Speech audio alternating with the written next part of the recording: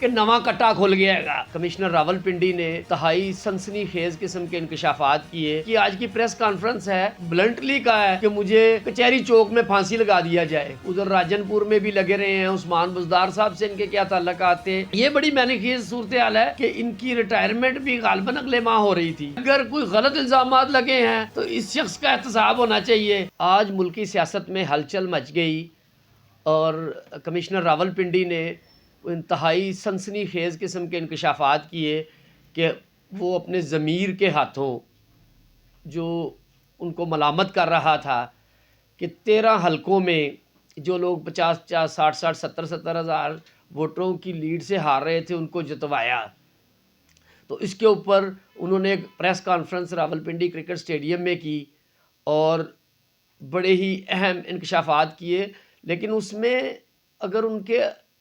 جو انہوں نے الزامات عائد کیے ہیں ان کی اب صداقت تو وقت ہی ثابت کرے گا، لیکن انہوں نے اس میں چیف الیکشن کمشنر کو اور ساتھ چیف جسٹس آف پاکستان کو بھی انوالو کر دیا ہے، جس کی سمجھ نہیں آ رہی کہ وہ کس طرح یعنی کہ انوالو تھے، اور انہوں نے یہ چیز بھی نہیں بتائی کہ انہوں نے کس کے کہنے پر یہ کیا ہے کہ یہ جو دھاندلی ہوئی ہے یہ انفرادی سطح پر تھی، اجتماعی سطح پر تھی، یہ پولنگ سٹیشنوں پہ ہوئی ہے یا آر اوز کے دفتر میں ہیں، اور ان کے پاس کیا اختیار تھا یا ان کا کیا کردار تھا۔ تو یہ جو ان کی آج کی پریس کانفرنس ہے جس میں انہوں نے بڑے ہی بلنٹلی کہا ہے کہ مجھے کچہری چوک میں پھانسی لگا دیا جائے۔ ان کو راتوں کی نیند ختم ہو گئی تھی، ایون وہ صبح فجر کی نماز کے بعد خودکشی کرنے کا بھی سوچا انہوں نے۔ اب جہاں پر اس طرح کی باتیں ہوں تو پھر کافی سوالات اٹھ جاتے ہیں۔ اس کے بعد مختلف ذرائع نے بتایا چیزیں جس طرح باہر آئیں، ان کا بیک گراؤنڈ بھی بتایا کہ یہ ادھر راجن پور میں بھی لگے رہے ہیں، عثمان بزدار صاحب سے ان کے کیا تعلقات تھے، ایک پراپرٹی ٹائکون جو ہیں پاکستان کے سب سے بڑے ان کے ساتھ تعلقات کا بتایا گیا، لاہور سے ایک سابق صوبائی وزیر اور جو وزیر اعلیٰ کے پاکستان تحریک انصاف سے نامزد کردہ پنجاب کے وزیر اعلیٰ کے لیے ہیں ان کے ساتھ ملاقات کا بھی بتایا گیا، اور ساتھ بھی یہ بڑی مینیخیز صورتحال ہے کہ ان کی ریٹائرمنٹ بھی غالباً اگلے ماہ ہو رہی تھی، اور ان کے اوپر مبینہ طور پر کچھ ہاؤسنگ سوسائٹیوں سے کرپشن کے الزامات بھی ہیں، اور یعنی کہ اب تو یہ جب پنڈورا باکس کھل گیا ہے تو اس کی تمام جماعتوں نے تحقیق کرنے کا اعلان کیا۔ یہ ایک خوشائند بات ہے کہ اس میں اپوزیشن نے بھی مطالبہ کیا ہے، پاکستان تحریک انصاف کے موقف کو اس سے بہت زیادہ تقویت حاصل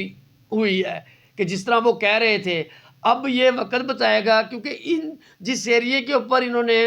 سوالیہ نشان اٹھائے ہیں ان حلقوں میں سے صرف 2 حلقوں میں، ایک پہ پی پی این اے 52 سے راجہ پرویز اشرف صاحب اور ایک آزاد امیدوار کامیاب ہوئے جو بعد میں غالباً پاکستان مسلم لیگ نون میں شامل ہو گئے۔ تو اس کی بینیفیشری تو پاکستان مسلم لیگ نواز ہے۔ اب ان الزامات میں کتنی صداقت ہے، کتنا فسانہ ہے، اس کے لیے تحقیقات کی بہت زیادہ ضرورت ہے، اور ایک انتہائی جو ایک نارمل صورتحال نہیں تھی اس پہ چیف جسٹس آف پاکستان نے بھی ایک بیان جاری کیا ہے اور میڈیا سے گفتگو کرتے ہوئے۔ تو دیکھیں ناظرین کہ اب اس کیس کو لے کر ٹیسٹ کیس بنایا جائے کہ اگر کوئی غلط الزامات لگے ہیں تو اس شخص کا احتساب ہونا چاہیے، کیونکہ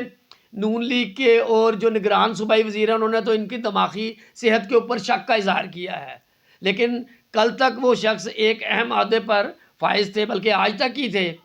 تو ان کو گرفتار کر لیا گیا ہے۔ مزید تحقیقات ہوں گی تو میرا خیال ہے کہ بہت زیادہ انکشافات سامنے آ سکتے ہیں، بلکہ کچھ لوگ تو ان کا تعلق ایک سابقہ حساس ادارے کے سربراہ کے ساتھ بھی بتا رہے ہیں۔ تو یہ چیزیں جس طرح وقت گزرے گا ہر لمحہ با لمحہ نئی چیزیں آ رہی ہیں۔ سوشل میڈیا پر ان کا کوئی ویزا بھی لگ چکا ہے امریکہ کا، اور وہ بھی غالباً یہ 13 فروری کو لگا ہے 5 سال کے لیے۔ تو ناظرین دیکھتے ہیں جب اس میں مزید تحقیقات ہوں گی تو کیا چیزیں سامنے آتی ہیں۔ بہرحال یہ ایک نواں پنڈورا باکس کھل گیا ہے، پنجابی میں کہتے ہیں کہ نواں کٹا کھل گیا ہے۔ اور اس کے ساتھ ہی آج جو پاکستان تحریک انصاف نے احتجاج کی کال دی تھی تو میرا خیال ہے کہ لاہور پریس کلب میں اتنے ورکر نہیں تھے، اس سے 10 گنا زیادہ پولیس فورس موجود تھی، اسی طرح جیل روڈ پر پاکستان تحریک انصاف کے صوبائی آفس کے باہر کافی دن وہ ہنگامہ راہی ہوتی رہی. سلمان اکرم راجہ صاحب کو گرفتار کیا گیا اور کئی جگہوں پر حیرت انگیز طور پر لوگوں کے بڑے اجتماع بھی ہوئے ہیں. تو دیکھیے ناظرین کہ آگے کیا صورتحال بنتی ہے. تو امید کرتے ہیں کہ آپ کو ہماری یہ انفارمیشن پسند آئی ہوں گی. 96 نیوز نامہ کو لائک اور سبسکرائب کرنا نہ بھولیے گا. آئندہ ایک نئے پروگرام میں ایک نئے موضوع کے ساتھ حاضر ہوں گے. تب تک کے لیے اللہ حافظ.